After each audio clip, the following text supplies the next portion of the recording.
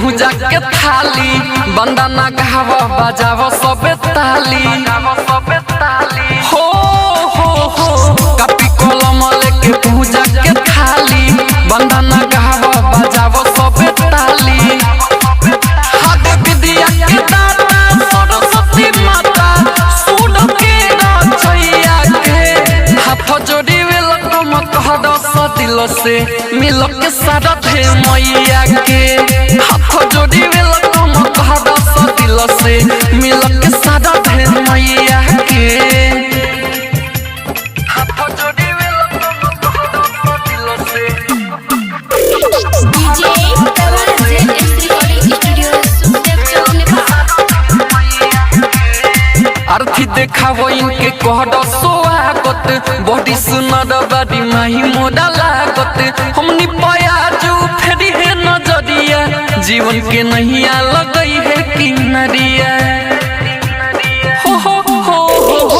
अर्थी देखावो इनके कहड स्वागत बड़ी सुनर बड़ी माही मोड़ा लागत हमनी पयाजू फेरी है नजरिया जीवन के नैया लगई है किनरिया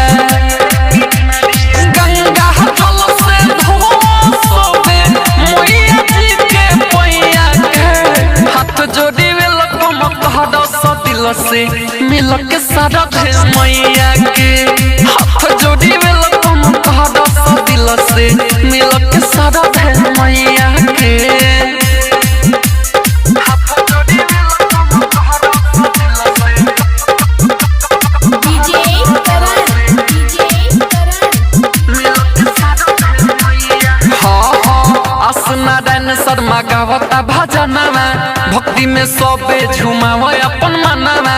धीरे नदाई तोर रूप सबे साथे दर्शन करे लायक मन बाटे नारायण शर्मा गावता भजनवा भक्ति में सबे झुमाव अपन मनवा आसु करे मी धीरे न संगे बाटे दर्शन करे लायक मन बाटे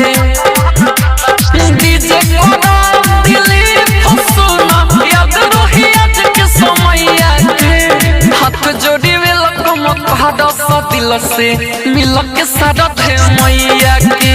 हाथ जोड़ी वेलकम कह दस दिल से मिल के सारा थे मैया के कपी कलम लेके पूजा के थाली बंदना गाव बजाव सबे ताली हाथ विद्या के दाता सरस्वती माता सुन के रचैया के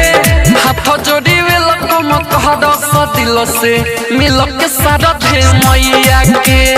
हाथ जोड़ी वेलकम कह दस दिल से मिल के सारा थे मैया के जेएस रिकॉर्डिंग स्टूडियो सुखदेव चौक नेपाल।